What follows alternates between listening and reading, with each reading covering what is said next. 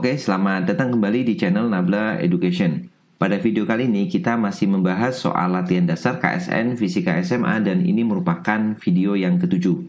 Bagi teman-teman yang belum menyaksikan video-video sebelumnya, bagian pertama sampai ke-6 nanti linknya saya sertakan di deskripsi. Nanti saya sertakan juga playlist lengkap pembahasan soal-soal KSN Fisika SMA dari tahun-tahun yang sebelumnya. Oke. Soal ini sudah saya share di grup Telegram ya. Bagi teman-teman yang belum bergabung, silahkan nanti gabung aja, di linknya ada di bawah ya. Nanti di situ kita bisa saling bertukar informasi maupun saling belajar bersama untuk mempersiapkan KSN khususnya di bidang fisika. Nah, soal ini adalah soal tentang dinamika rotasi. Jadi teman-teman yang ingin mengerjakan soal ini mestinya sudah belajar konsep tentang dinamika rotasi. Oke ya, kita langsung baca soalnya. Sebuah bola berongga homogen bermasa M dan berjari-jari R berputar pada sumbu vertikal di atas penumpu tanpa gesekan. Seperti gambar ya. Seutas tali ringan meliliti khatulistiwa bola berongga ya. Jadi dia ada di ekuatornya atau khatulistiwanya, dan setelah melalui katrol digantungi sebuah beban kecil bermasa M0 ya. Masa M0 kemudian dapat bergerak turun karena pengaruh gravitasi seperti ditunjukkan pada gambar di samping. Oke. Katrol bermasa M kecil dan berjari-jari R.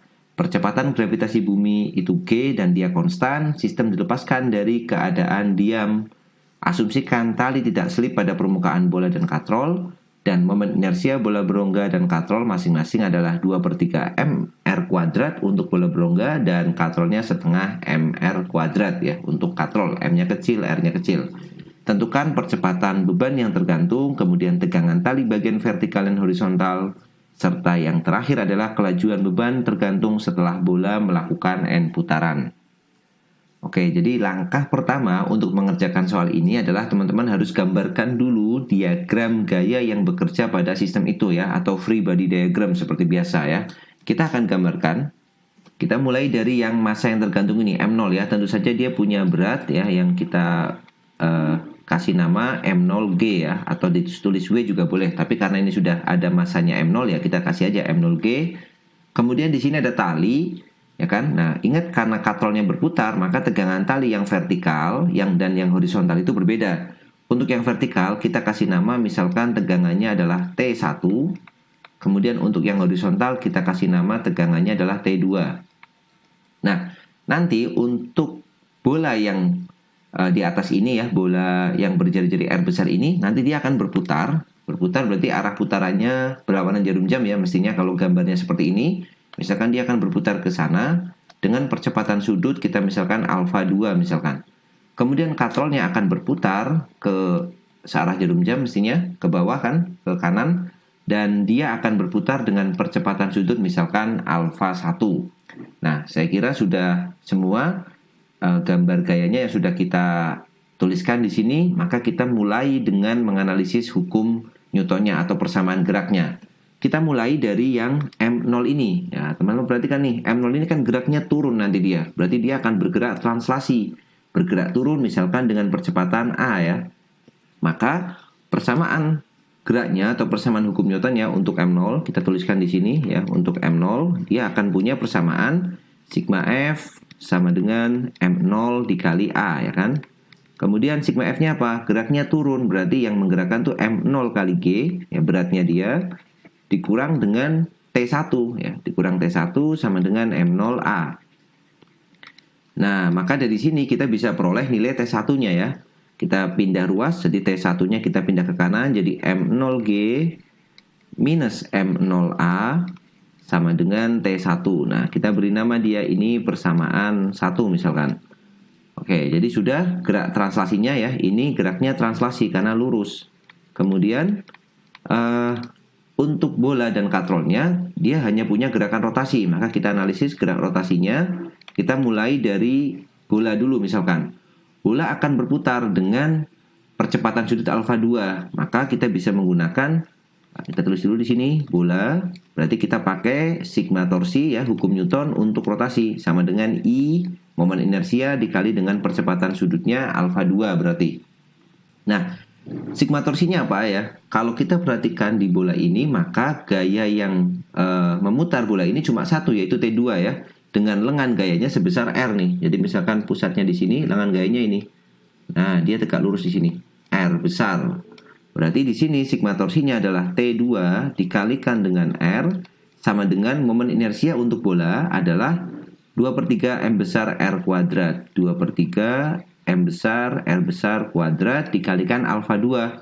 Alfa 2-nya kita tulis dulu ya. Kemudian nilai dari alfa 2 itu sendiri kan, alfa 2 itu kan sama dengan A ya, percepatan linearnya dibagi dengan R besar ya, karena bola ini punya jari-jari R besar. Maka kalau kita ganti, kita akan punya persamaan T2 dikalikan dengan R sama dengan 2/3 dikali M besar R besar kuadrat dikalikan alfa 2-nya adalah A dibagi R besar. Maka R-nya bisa kita coret 1 dan kita coret 1 lagi dengan yang ruas kiri. Nah, kita dapat persamaan untuk T2, yaitu nilainya adalah 2/3 dikalikan M besar dikalikan A. Oke, ini kita beri nama dulu persamaan 2 misalkan.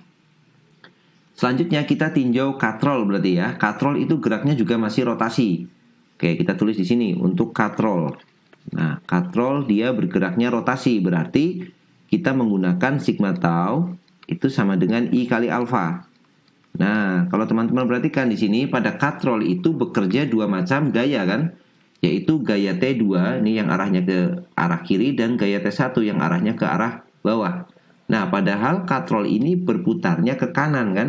Maka torsinya, sigma torsinya adalah torsi yang disebabkan karena T1 minus torsi yang disebabkan karena T2. Maka sigma torsinya bisa kita tulis T1 yang ke bawah ya, T1 dikurang T2 dikalikan lengannya sama ya, R sama dengan R-nya R kecil, untuk katrol itu R-nya pakai R kecil karena berbeda, sama dengan setengah dikalikan M kecil dikalikan R kuadrat, momen inersia katrol, kemudian alfanya alfa 1.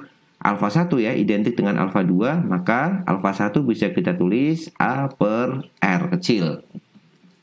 R-nya dicoret, kemudian ini dicoret dengan kiri, maka kita dapat T1 minus T2 sama dengan setengah M kecil A ya.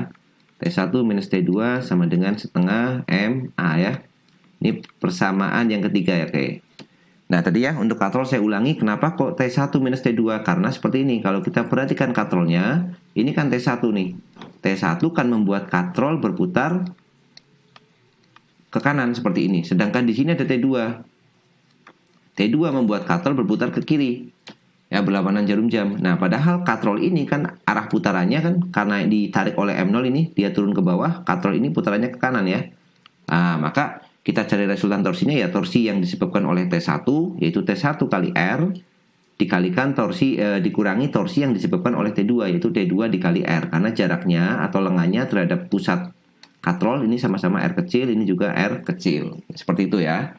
Nah, setelah kita dapatkan semua persamaannya ya, untuk massa sudah, katrol sudah, bola sudah, maka kita tinggal selesaikan ketiga persamaan ini. Di persamaan 1 kita punya T1 dan di persamaan 2 kita punya T2. Maka langkah selanjutnya adalah kita tinggal mensubstitusikan atau mengganti nilai T1 dan T2-nya dari persamaan 1 dan 2 ke persamaan 3 ya. Berarti langkahnya adalah persamaan 1 dan persamaan 2 kita substitusikan ke persamaan 3.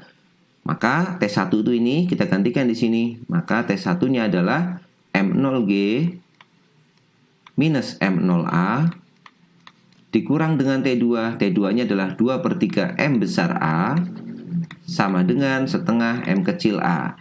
Nah, seperti ini. Oke, kemudian kita tinggal memasukkan atau mengelompokkan ya, mengelompokkan yang A ini kita kelompokkan ke kanan, maka jadi M0G sama dengan ya, karena M0G-nya ini sendiri, yang lainnya A semua nih, berarti ini setengah MA kita tulis, setengah M kecil A, yang ini pindah ke kanan jadi positif 2/3 M besar A, kemudian yang ini minus M0A juga pindah ke kanan juga jadi positif, jadi plus M0A. A-nya kita keluarkan, kita dapatkan M0G sama dengan A dalam kurung setengah M kecil plus 2/3 M besar plus M0. Nah, kita dapat nilai percepatannya ya. Berarti percepatan sistem itu adalah M0G dibagi dengan setengah dikalikan M plus 2/3 dikalikan M besar plus M0. Nah, kita dapat nilai percepatan sistemnya. Nah, yang ditanyakan di soal A adalah percepatan bebannya tergantung. Ya udah, berarti kita dapat nilai A-nya ini. Yang nilainya sebesar M0G dibagi setengah M kecil plus 2/3 M besar ditambah M0. Oke, kita dapat yang A. Sekarang kita lihat yang B. Yang B adalah mencari tegangan tali vertikal dan horizontal. Berarti kita cari T1 dan T2. Ya, kita tinggal substitusikan nilai A-nya ke dalam persamaan 1. Ini ya, nilai A di sini dan ke dalam persamaan 2 ini.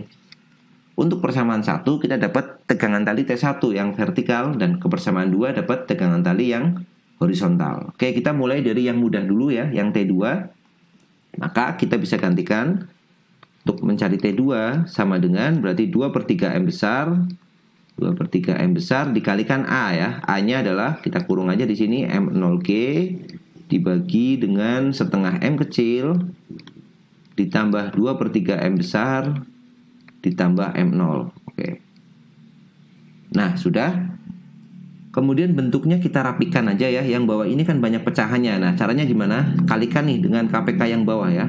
Dengan 2 dan 3 ini. Berarti kita kalikan dengan 6/6 ya. 6/6 itu kan 1, tidak mengubah hasil ya. Maka T2-nya bisa kita tulis menjadi, kita biarkan dulu yang depan, 2/3 M dikali dengan A-nya berarti 6 M0G dibagi, nah yang bawah nih setengah kali 6 itu kan 3 M kecil ditambah 2/3 kali 6 itu kan berarti 4 M besar ditambah 6 M0. Nah, dapat nilai A-nya ini. Kemudian kita kalikan dengan depan nih, 6-nya kita coret lagi. 3 dibagi ini 6, kita dapat 2 ya, berarti maka hasil akhirnya adalah 2 kali 2 4. 4 M besar M0 kali G dibagi dengan yang bawah 3 M kecil plus 4 M besar plus 6 M0. Nah, ini adalah nilai dari T2-nya. Kemudian untuk T1-nya kita masukkan ke persamaan 1. Maka T1 sama dengan, kita lihat dulu persamaannya. T1 adalah M0G dikurang M0A. Oke, kita tulis di sini. M0G dikurang dengan M0 dikali A ya. A-nya kita pakai bentuk yang sudah kita kalikan dengan 6/6 aja ini, biar gampang ya. Jadi 6 M0G dibagi dengan, tadi ini setengah kali 6 itu 3 M ditambah 2/3 kali 6 itu 4 M besar ditambah dengan 6 M0. Oke, A-nya kita pakai yang ini ya, yang sudah kita kali dengan angka 6/6 ini. Oke, kemudian kita rapikan bentuknya ya. Kita harusnya nggak boleh ya ini, tapi saya tulis horizontal biar tempatnya itu cukup ya. Mestinya kalau teman-teman kerjakan ke bawah ya, biar persamaannya itu bagus dan menuruti aturan matematis. Tapi karena ini space-nya terbatas, kita tulis ke kanan. Oke, kita mulai dengan membuka kurung dulu. Berarti ini M0G minus 6, M0-nya jadi kuadrat kan? 6 M0 kuadrat G, karena M0 kali M0 dibagi dengan bawahnya tetap 3 M kecil plus 4 M besar plus 6 M0. Nah, kalau kalian ketemu bentuk seperti ini kan sebenarnya sudah selesai kan? Cuma bentuknya masih jelek. Yang depan itu bukan pecahan, yang belakang pecahan. Maka langkah berikutnya adalah samain penyebutnya. Oke, kita pindah di sebelahnya lagi. Ini pernya kita pendekin. Ini kita pindah, samakan penyebutnya. Nah, penyebutnya apa? Ya ini 3M kecil ditambah 4M besar ditambah 6M0. Kita kalikan dengan yang M0G. Berarti M0G dikalikan 3M kecil ditambah 4M besar ditambah 6M0. Kemudian dikurangi. Dikurangi 6M0 kuadrat kali G. Kemudian, kita baru pindah ke bawah nih. T1 sama dengan ya, kita buka kurungnya. Jadi M0G dikalikan 3M kecil. Berarti 3M kecil M0 kali G. M0G dikalikan 4M besar. Berarti plus 4M besar M0 kali G. Kemudian M0G ditambah dengan 6M0. Berarti plus 6, M-nya jadi kuadrat M0-nya. 6 M0 kuadrat G. Yang belakang kita tulis nih, tinggal minus 6M0 kuadrat kali G dibagi dengan bawahnya sama ya, penyebutnya 3M kecil plus 4N besar plus 6M0. Nah, berikutnya nih, lihat bagian atas ya, pembilangnya ada plus 6M0 kuadrat G minus 6M0 kuadrat G. Bisa kita coret kan?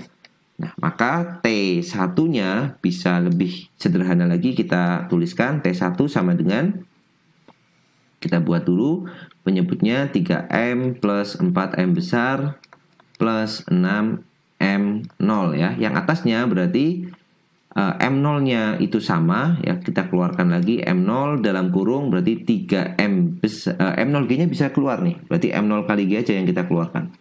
M0 kali G dalam kurung 3M kecil plus 4M besar. Nah, ini adalah nilai dari T2-nya ya. T1-nya T1-nya. T2-nya udah kita temukan tadi di atas nih.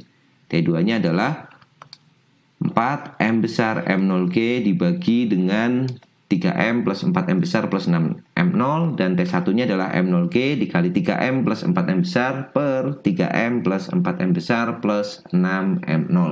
Oke, itu masing-masing nilai dari T1 dan T2-nya.